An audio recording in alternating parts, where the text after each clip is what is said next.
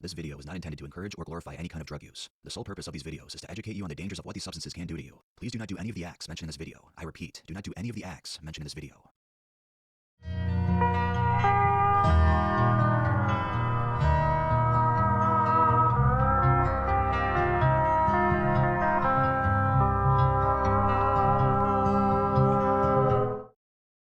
Welcome to the world of Tales from the Trip.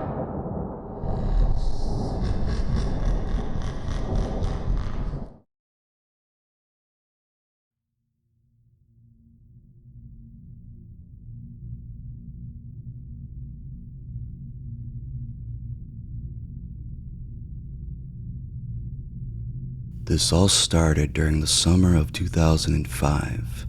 I was completely and utterly addicted to coke during that summer, and after spending nearly $700 on an ounce that disappeared in a week, I knew that I needed to quit.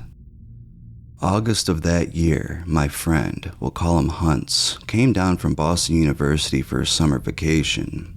Apparently, he had been using heavily as well. In order to help myself deal with the incessant cravings, I called my friend Joe looking for some Norcos or Klonopin.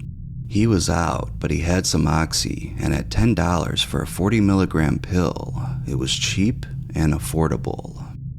I bought 2 to start. He told me to scrape the coating off and snort them, which I did. I felt totally collected and invincible, like I could walk out into the street and stop a speeding car with my hand. I kicked myself for ever doing coke in the first place. That night, I snorted both pills in about an hour and a half. The next day, I hit Joe up again and asked if I could get a couple more. When he told me that he has 220 left in his script for that month, I cheered and bought 10. That night, with my coke withdrawal a fleeting memory, I joined my brother B and we drove down to a party being held by some friends. We were both pretty stoned as we were both still green at that point. When we got to the party, I asked the owner of the house, named G, if I could do up a line. When he saw the Oxy, he just about exploded with happiness. He asked me how much one would be, and I told him that it would run him up about $30 per pill. I was hoping that the price would be way too high for him and deter him from buying any, but to my surprise, he produced $120. Little did I know that this small transaction would change my life forever. The next day, B and I went back to Joe's and bought another 12 Oxys with G's money. We each did a 40 and I headed out to G's house again. I asked him if he knew anybody else who would be interested in buying, and he gave me a hearty yes. For the rest of that summer, I would buy 20 40-milligram pills for $200 and resell half of them for $30 a piece. Not only was I able to do however many Oxys I wanted, but I was actually making money off of it, which I usually spent on more Oxys for me and my brother. Cut to January of next year. I was up to about 200 to 300 milligrams a day, and B wasn't too far behind. Joe was running out of his script in about 2 weeks now, and for the first time, I experienced withdrawal. It was complete and utter pain. I'd been using upwards of 100 milligrams daily for about 5 months now, so when I ran out, it hit me like a train. I couldn't function for over a week. I would rarely eat, as anything I consumed was almost immediately evacuated back out again.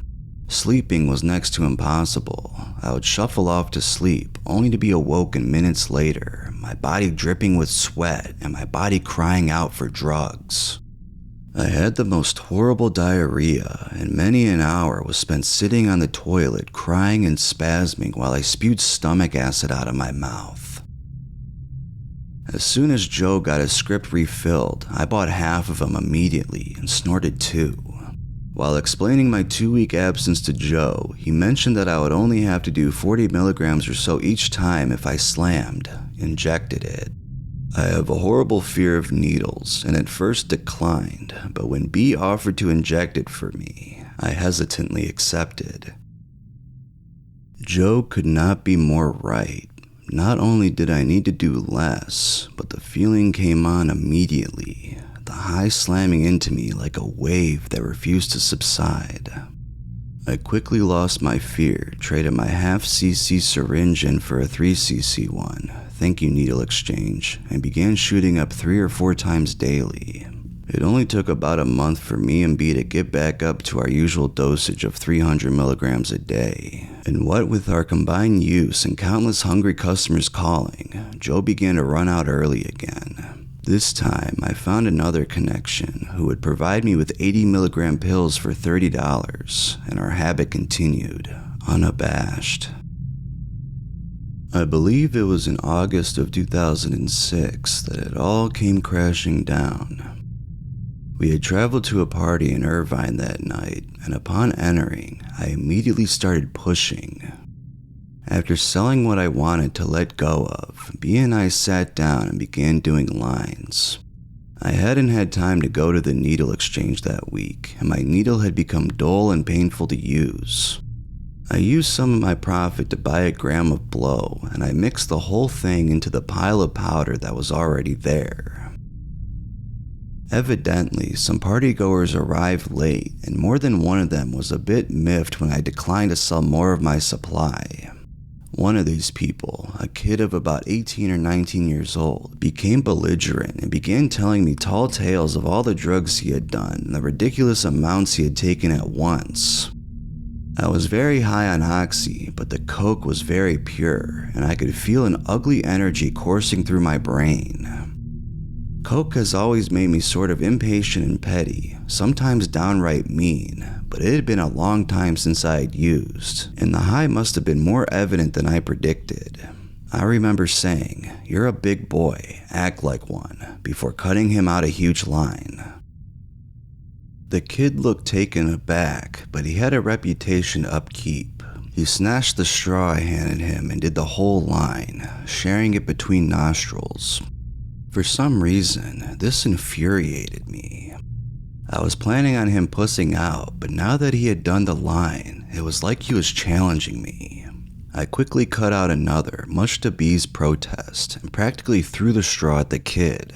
Again, I could sense some hesitation in him, but he regained himself, and once again, snorted the entire line. Just as quickly, I cut out another. Stupid move. When you put 2 ultra-competitive males blitzed on coke together, expect bad results. I could tell that he didn't want to do the third line. I was sure that his nostrils were clogged with powder, that he would concede defeat after that second line. I was wrong. The kid began to do up the line, but halfway through, he stopped.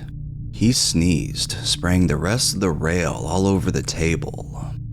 I went to protect the rest of my pile from more errant sneezes, but when the kid began to cough up blood, I knew that my drugs would be the least of my worries. Apparently, this kid was an avid Oxy abuser, but he had never used coke before. Turns out, he was allergic. Very allergic. It took 3 of us to get him into the bathroom as he was convulsing and vomiting all over. After cleaning him up a little, I threw him into my car and rocketed over to the hospital. I nearly drove my car straight through the emergency room door in my haste. I got out and pulled the kid out of the back seat. I threw his limp body onto the ground and jumped across the hood to make my speedy escape. As I ran to the car, my stomach lurched and I fell to the ground, vomit exploding out of my mouth. My head began to swim, and I swayed there a few moments before crumbling to the floor, hitting my head on the side mirror as I went down. Overdose. I had no idea how much I had done, but B later estimated to be upwards of 450 milligrams. The coke had kept the oxy high retrained, but as it wore off, the opiate high began to kick into high gear. My diaphragm had collapsed, crushing my lungs. I was lucky that I was close to the emergency room at the time. After a dose of anti-narcotics, I woke up immediately on the table. I sat up and immediately began throwing up before I passed out again. It was determined by the staff that I had driven the kid to the ER before I collapsed myself. Apparently, I'd saved both of our lives. The kid couldn't remember much of what had happened that week, let alone what happened that night, and in my fear, I went with a very tame version of the story, keeping that night's events to that of just another unlucky partygoer. My brother's statement is probably what kept me from getting in real trouble, as he gave the police almost the exact same story that I did. I may be stubborn, but I am not stupid. I got off very easy for what I had done, and although I feel awful for almost killing another human being, I would never had quit if this event had not occurred. I was placed into a rehab program by my parents after leaving the ICU, and I have been clean for some time now. I won't go into what the withdrawals were like again, but rest assured, they came back with a vengeance. Now most of my time is spent trying to keep off Oxy, trying to keep busy. I do a lot of volunteering now, partly as a way of keeping my mind off of drugs, but mostly as a form of repentance for wasting my life for 2 years.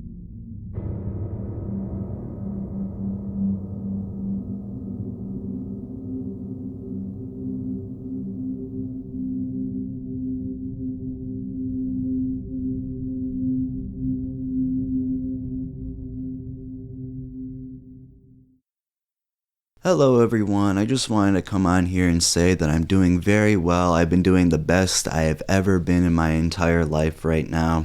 And I'm not uploading because I've been working a lot. I have new life changes that are in my life that are working out for the positive. And I just haven't had enough time to make videos. I will be making them still, I'm still gonna be uploading. They just won't be as frequent as they were. That's just the sad reality to people who really enjoy my videos, and I'm sorry that I can't be there more. But you can always enjoy Vivek and someone that's known.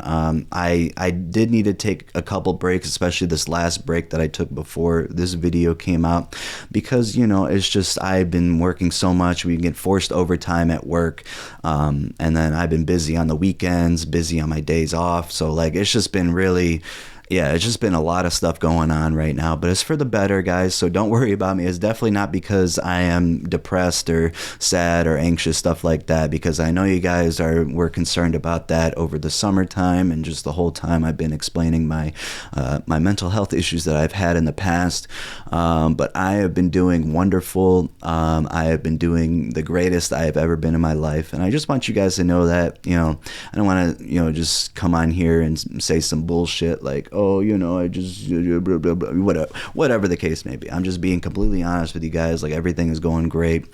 And I just want you guys to know that. Just don't worry about me.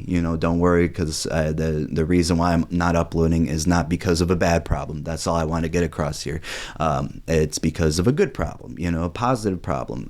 Except for the working. I don't really like doing that all the time. But I used to be able to come home after work and make videos, but I'm coming home past 6 o'clock already, and I gotta eat and go to sleep still, shower, do all that kind of bullshit. So by the time I do all that stuff and I gotta upload a video at the same time, it's hard. That's why getting off at 4:30 is a lot better, and I'm able to make videos. But since I've been getting overtime every day, it's just been a lot more difficult for me to make videos after work, because I used to be able to do that, but I can't. We're short staffed still. Still recovering from the holidays, I assume. I don't know. I don't even know what's going on, but hey, overtime list is going back up at work, so hopefully I get more time to myself. And yeah, I just wanted to say, I will still be uploading. Hopefully it's not 3 weeks from now for there's another video. Hopefully I will get out another video soon. I didn't want to wait 3 weeks, but it just felt good to relax and chill from the YouTube channel, because I know you guys will still be there. Most of you guys, I'm sure some of you guys left, but anyways, yeah, no, I just before I go on too long, that's all I wanted to say. That's I just want you guys to know that I'm doing very well. I'm being enjoying the great life, and Pickles is scratching on my door. Pickles, Stop scratching that. I'm going to open it pretty soon after I'm done recording this. Okay, Pickles? And Ozzy's here being a sweetheart laying on the bed. I'm just washing my clothes. I can't record this in the living room. You might be able to hear it in the background. But yeah, I'm just doing wonderful. And I hope you all are doing wonderful. And if you're not, just reach out to me. Reach out to my Instagram and ask, what can you do? There's also I talked to my therapist. If you ever have a problem, he mentioned this to me. If you ever have a problem, no matter what's going on, it doesn't have to involve unaliving yourself. It can involve anything. And I had a very big problem a couple weeks ago or like a month ago. And he said, and I wanted to schedule an appointment with him, but I couldn't see him until 2 days later. So he said, in the meantime, call 988. And I always leave that phone number in at the end of my videos for a reason. But little did I know that you could just call them for just anything, really, just to talk, to have them hear you out. Of course, they're not going to give you like good advice or any advice maybe, because they're not there for that. They're just there to listen and just to hear you talk and just try to convince you not to do that, but they talk about anything. So if you guys literally have any problem and you feel like no one you can talk to nobody, call the 988 number. They'll be willing to help. They're always there, and they helped me a lot. When I was stressed out, I talked to them. I cried. I did a bunch of stuff, and they helped me in the meantime of talking to my therapist. So yeah, if you guys are interested in that, call them, because they really helped me. So yeah. Anyways, I hope you all have a wonderful day. I hope you enjoyed the video, and see you guys soon.